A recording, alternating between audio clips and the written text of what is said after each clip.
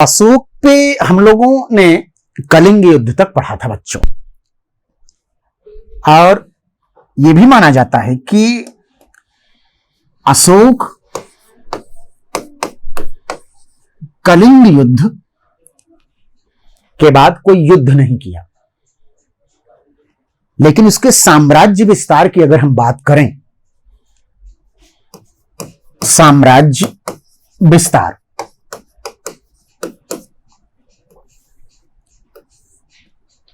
साम्राज्य विस्तार की अगर हम बात करें बच्चों, तो साम्राज्य विस्तार के अंतर्गत नेपाल में भी अशोक का प्रभाव था, और नेपाल में जो ललित पाटन शहर था, ललित पाटन शहर जो था नेपाल में, ललित पाटन नामक शहर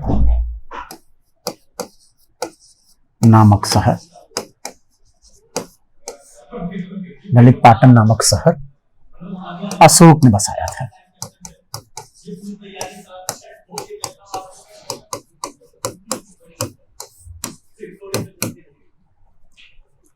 इसके अलावा अगर आप देखें बच्चों, तो कश्मीर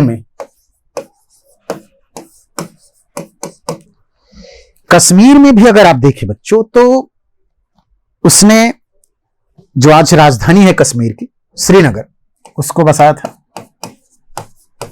श्रीनगर को बसाया। कहने का मतलब यह है कि अशोक के साम्राज्य में कश्मीर, नेपाल, अफगानिस्तान, बंगाल और दक्षिण में कर्नाटक, आंध्र प्रदेश तक के क्षेत्र शामिल थे। यानी अफगानिस्तान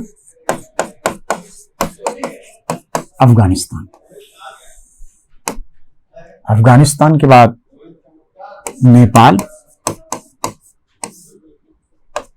फिर बंगाल,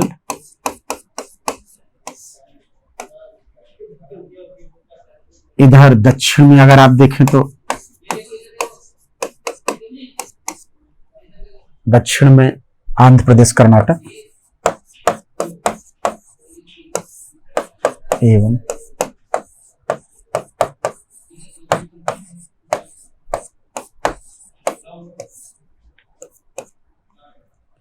कर्नाटक, आंध्र प्रदेश जो है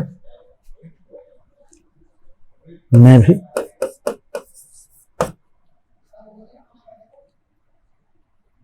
अशोक का नियंत्रण था।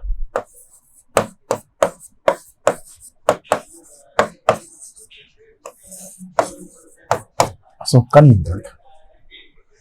कहने का मतलब यह बच्चों कि अशोक का साम्राज्य बहुत विस्तृत साम्राज्य था, अफगानिस्तान से लेकर के इधर बंगाल तक, उधर कश्मीर से लेकर आंध्र प्रदेश, कर्नाटक तक, और नेपाल का ललित पाटन, जैसे मैंने आपको बताया, ये सबको शामिल कर लें तो बहुत बड़ा साम्राज्य बन जाएगा। और यही कारण है कि आप देखिए कि मौर्य साम्राज्य में जो सीमा थी मौर्य साम्राज्य की, उस सीमा को अंग्रेज पाने के लिए तरसते रहे और कभी प्राप्त नहीं कर सके। तो इससे हम प्राचीन भारत के साम्राज्य विस्तार का गौरव भी कर सकते हैं कि किस तरह से अफगानिस्तान तक भारतीय साम्राज्य विस्तृत था, और ये प्राचीन भारत के इतिहास के साम्राज्यिक इतिहास में गौरवपूर्ण स्थान रखता है।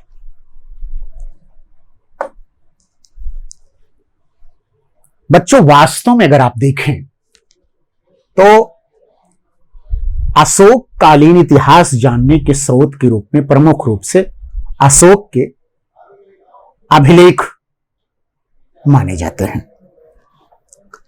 अगर इन अभिलेखों को हम देखें, अशोक के अभिलेखों को,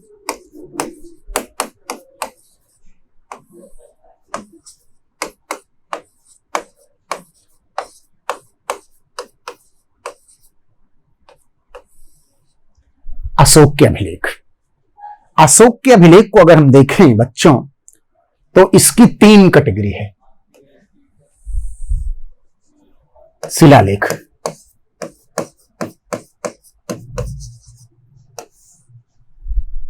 स्तंभलेख और गुहालेख।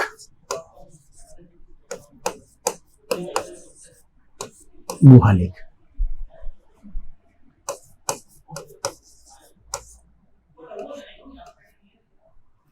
स्तंभलेख, शिलालेख, गुहालेख, तीन कैटेगरी है बच्चों, और ये तीनों के द्वारा हम अशोक कालीन इतिहास को जानने की कोशिश करते हैं। शिलालेख दो प्रकार के थे, एक बृहद शिलालेख है, बृहद शिलालेख है, और दूसरा लघु शिलालेख है।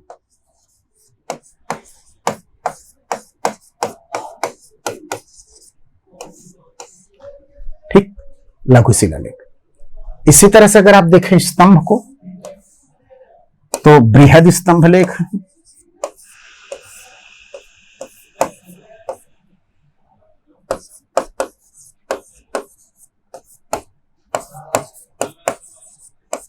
और लघु स्तंभलेख।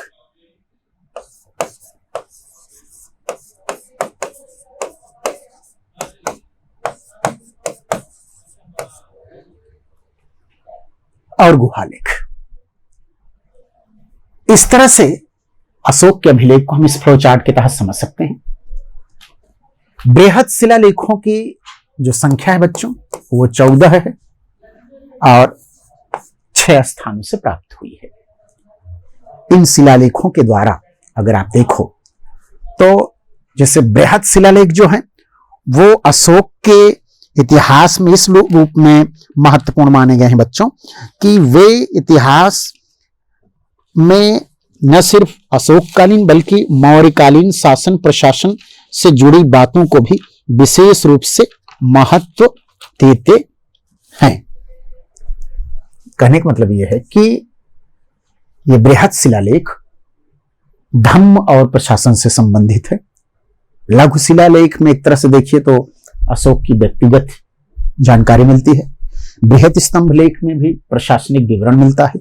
लघु स्तंभलेख में उसकी कुछ राजकीय घोषणाओं के प्रमाण मिलते हैं। इन स्तंभों की केस में एक और जो खास बात है बच्चों कि ये मतलब ये मैं 6 लिख दिया था, ये 8 जगहों से मिले हैं, एक्सट्रीमली सॉरी।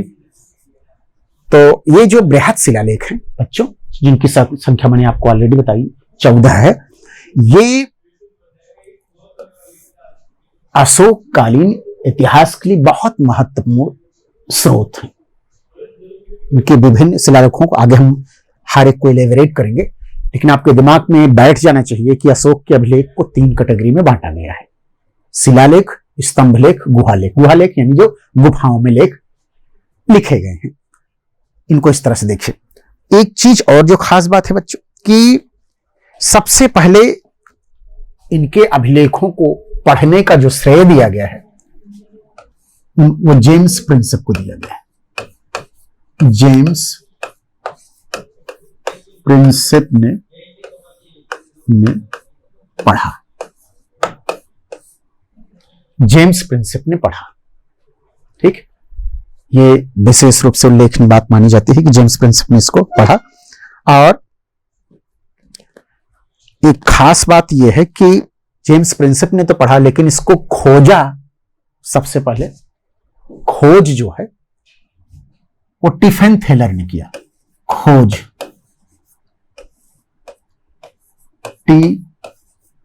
टिफेन थेलर।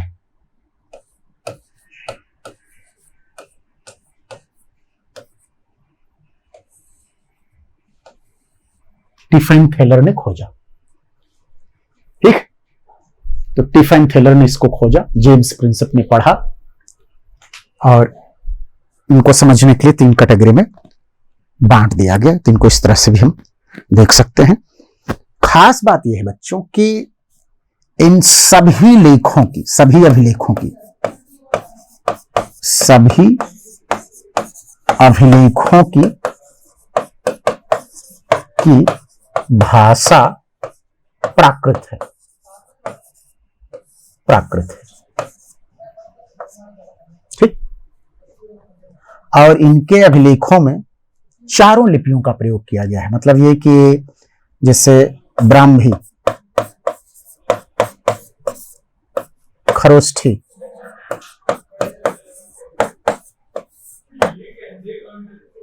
आरामेइक,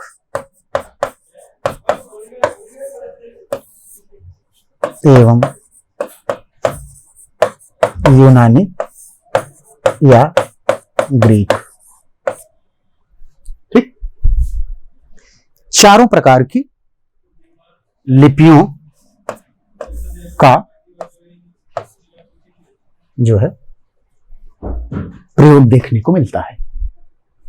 तो एक सामान्य जानकारी हुई जो अभिलेखों में। अब ये अलग बात है कि जैसे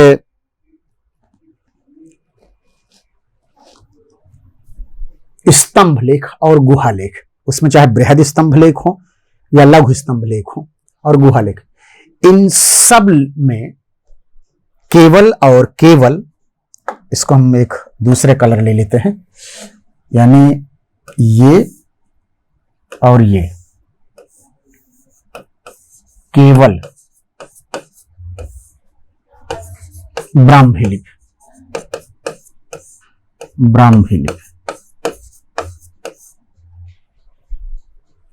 तो आपके दिमाग में होना चाहिए कि स्तंभ लेख, वो चाहे बृहद स्तंभ लेख हो या लघु स्तंभ लेख हो, और गुहा लेख, मतलब सब ये सिर्फ और सिर्फ ब्राह्मी लिपि में लिखे गए हैं। इसके अलावा अगर आप देखें तो अन्य में खरोष्ठी, अरामेइक, यूनानी या ग्रीक लिपि देखने को मिलती है। यानी चारों लिपियों का प्रयोग इसके अभिलेखों में मिलता है। अब अगर इन अभिलेखों को हम एक एक सीक्वेंस में ले बच्चों, तो इनसे स्पष्ट होता है कि ये अशोक कालीन इतिहास के विभिन्न पक्षों का एक सुंदर विवरण देते हैं, जिनके द्वारा हम अशोक कालीन इतिहास को तो जानते हैं, पूर्ववर्ती इतिहास के बारे में भी थोड़ा बहुत जानकारी मिलती है, जो मौर्यकालीन इतिहास की प्रामाणिकता को श्रेष्ठ बनाते हैं। सबसे पहले हम लोग शिलालेख पर चर्चा करते हैं।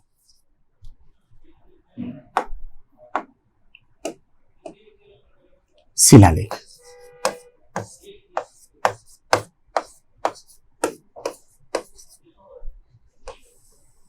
शिलालेख, शिलालेखों की संख्या कितनी बताया मैंने? 14। 2 भागों में बांटा गया, लघु शिलालेख और बृहद शिलालेख।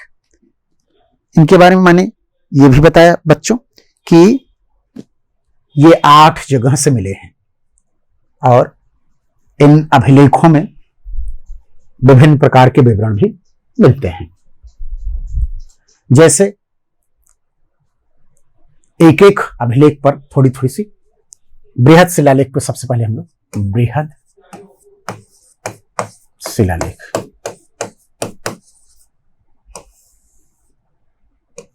बृहद शिलालेख।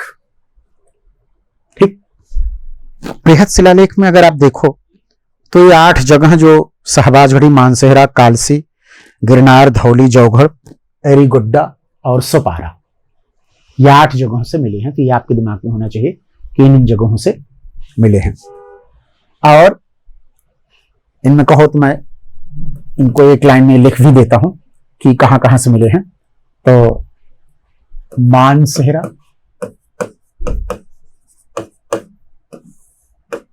शहबाजगढ़ी,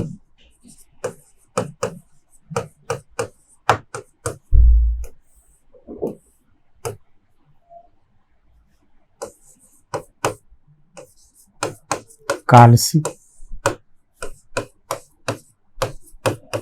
गिरनार, सोपारा,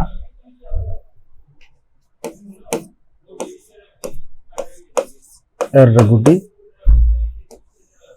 मानसेहरा, शहबाजगढ़ी, सोपारा और एर्रगुड्डी। इधर हम धौली और जौगढ़ भी ले लेते हैं जो उड़ीसा में है। धौली, जौगढ़।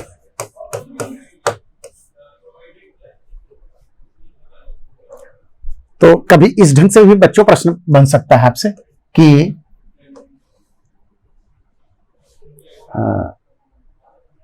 बृहत शिलालेखों का प्लेस दे दे या बृहत शिलालेख दे दे। एक क्वेश्चन जैसे मैं आपके साथ बना के देखता हूं कि बृहत शिलालेख, अशोक के बृहत शिलालेखों के प्रमाण निम्न में से कहां से मिलते हैं। अभी कोई भी 4 एक ले लें और 3 विकल्प में कुछ अलग अलग डाल के सेट कर लें। एक भी अगर आपको नहीं याद है तो क्वेश्चन गलत हो जाएगा आपका। तो मैं इस ट्रिक से आपको पढ़ाऊंगा कि आपके दिमाग में होना चाहिए कि अच्छा, मानसेहरा, सहबाजगढ़ी, कालसी, गिरनार, सोपारा, एर्रीगुडी, जौगढ़, धौली। तो ये 8 जगहों से 14 शिलालेख, बृहत शिलालेखों का उल्लेख मिलता है। अब इन शिलालेखों में एक और जो खास बात है कि धौली और जो जौगढ़ हैं, ये 2, यहां से 11वें, 12वें एवं 13वें का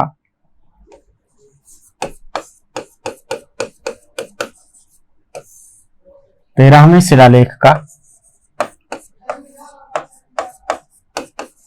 उल्लेख नहीं मिलता।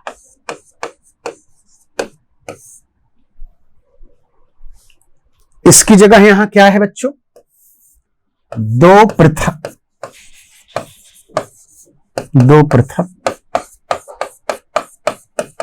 शिलालेख है।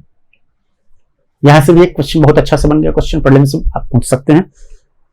और 2 पृथक शिलालेख, जो प्रथम पृथक शिलालेख, द्वितीय पृथक शिलालेख, जिसमें सब्बे मन से पजामामा जैसी बातें मिलती हैं। तो यहां से भी बहुत अच्छे से प्रश्न बन जाएंगे। 11वें, 12वें, 13वें शिलालेख का उल्लेख कहां नहीं मिलता है, तो धौली और जौगढ़ में नहीं मिलता। ये दोनों उड़ीसा में है, इस बात का हमें ध्यान रखना है। तो इस तरह से भी इनको हम देख सकते हैं कि कैसे ये चीजें हैं। अब हम ये जो 14 शिलालेख हैं उनको देखते हैं। ठीक, बृहत शिलालेख में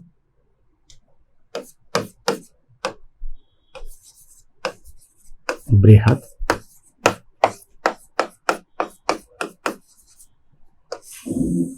14 बृहत शिलालेख। पहले शिलालेख में अशोक कहता है कि जीव हत्या नहीं होनी चाहिए, यानी जीव हत्या का निषेध करता है, हिंसा का निषेध करता है।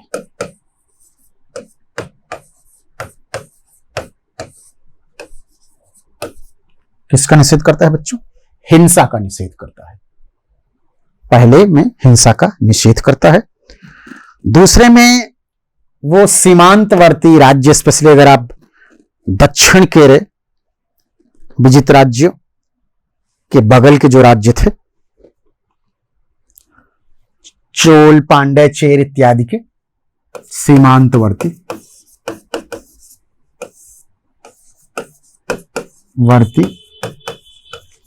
राज्य, चोल, चेर, पांड्य, सतीपुत्र, चोल, चेर, पांड्य, सतीपुत्र इत्यादि का उल्लेख मिलता है। इत्यादि का उल्लेख मिलता है। ठीक, तीसरे शिलालेख में देखिए, आपको बता दूं कि सीमांतवर्ती में राज्यों जो है उसमें चोल, चेर, पांड्य के इसके अलावा औषधियों का भी उल्लेख मिलता है। तो ये भी आपको दिमाग में रखना पड़ेगा कि ऐसा नहीं कि सिर्फ केवल सीमांतवर्ती राज्यों का ही उल्लेख है, बल्कि इसमें चिकित्सा से संबंधित बातें भी मिलती है। यही मैं लिख दे रहा हूं, चिकित्सा भी, मतलब आप रिवीजन करेंगे तो आपको रिवाइज हो जाएगा। इससे ये होगा कि बाय द वे कभी कभी जो है प्रश्न पूछ लेता है कि जो है क्या क्या इसमें है। और तीसरे में वो प्रादेशिक, राजुक, ये सब अधिकारी हैं, एवं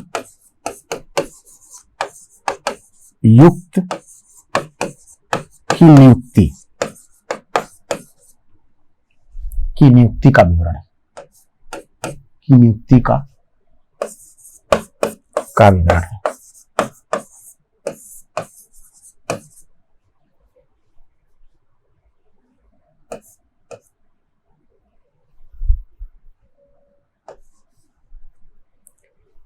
युक्त की नियुक्ति का विवरण है।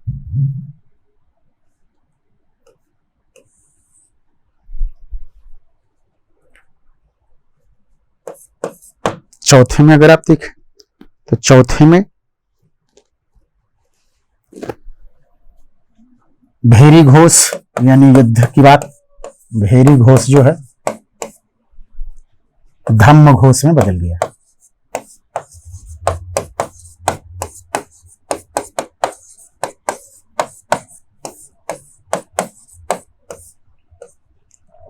भेरी घोष धम्म घोष में बदल गया। ये भी एक महत्वपूर्ण चीज है। और इसमें ये भी बातें बताई गई हैं कि सब माता पिता इन सब का आदर करना चाहिए व्यक्ति को।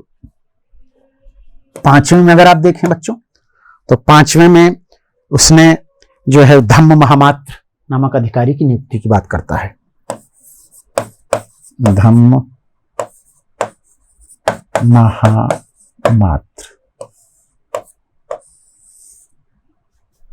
धम्म महामात्र नामक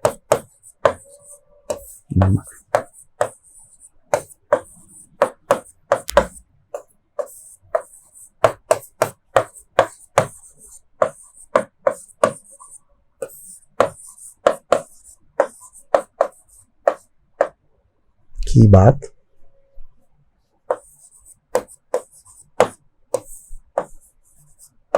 करता है।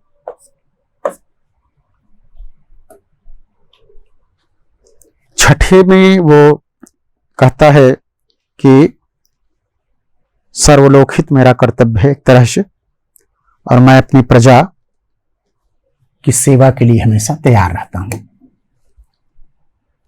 सर्वलोकहित, लोकहित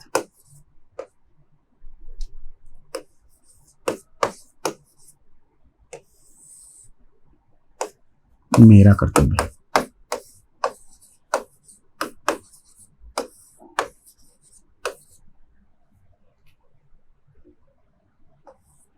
सर्वलोकहित मेरा कर्तव्य है। और यही नहीं बच्चों, अशोक यहां तक कहता है कि अगर मैं अंतःपुर में हूं तो मेरे प्रतिवेदक यानी सूचनादाता मुझे सूचित करें। अंतःपुर में मैं हूं तो मेरे प्रतिवेदक मुझे सूचित करें। यह भी वह कहता है जो अपने आप में विशेष रूप से उल्लेखनीय है। सातवीं में वो आत्म संयम की बात करता है कि व्यक्ति को जहां रहे वो संयम और चित्त की शुद्धता का परिचय दे। संयम एवं चित्त की शुद्धता का परिचय दे। क्लियर हुई बात बच्चों? शुद्धता का परिचय दे। आठवें में वो धम्म यात्रा के बारे में विवरण देता है कि कैसे धम्म यात्रा शुरू हुई। धम्म यात्रा का विवरण।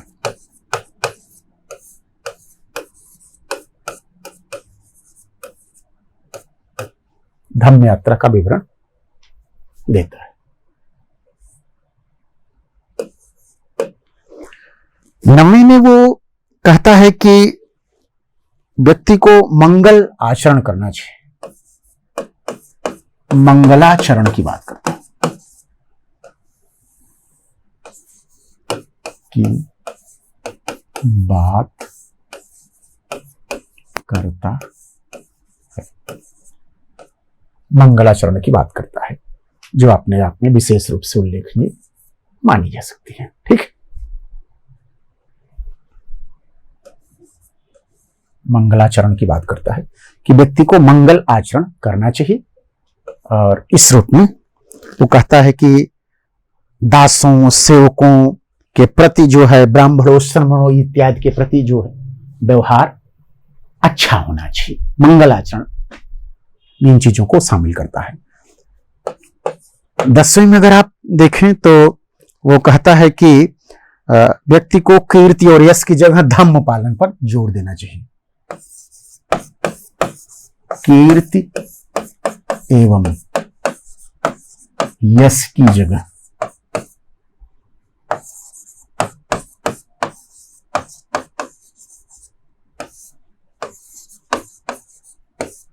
धम्म पालन पर जोर देना चाहिए।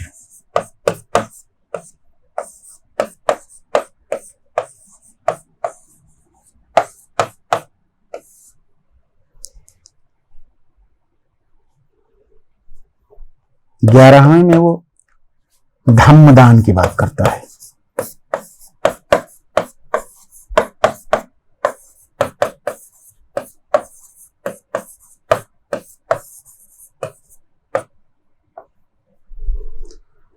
बारहवें में वो धार्मिक सहिष्णुता की बात करता है।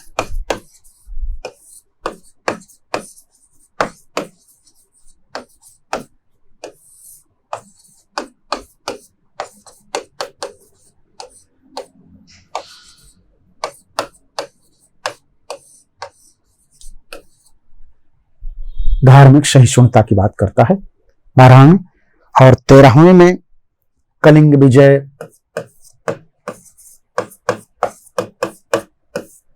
कलिंग विजय एवं यवन देशों में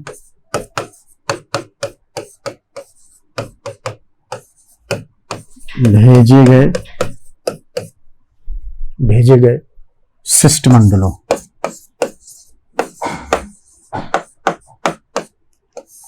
शिष्टमंडलों का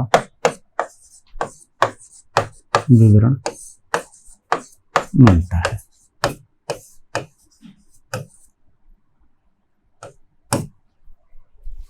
ठीक, कलिंग विजय एवं यवन देशों में भेजे गए शिष्टमंडलों का विवरण मिलता है। 14वां जो है उसमें जो चीजें कहीं छूट गई हैं, त्रुटि रह गई है, जो बातें छूट गई हैं या त्रुटि है, उसका विवरण मिलता है।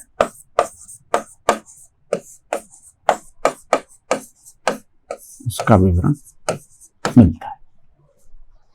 तो इस तरह से 14 शिलालेखों का विवरण मैंने आपको बताया, और ये सारे दिमाग में होने चाहिए, क्योंकि प्रीलिम्स में कभी भी कहीं से भी कुछ भी पूछा जा सकता है।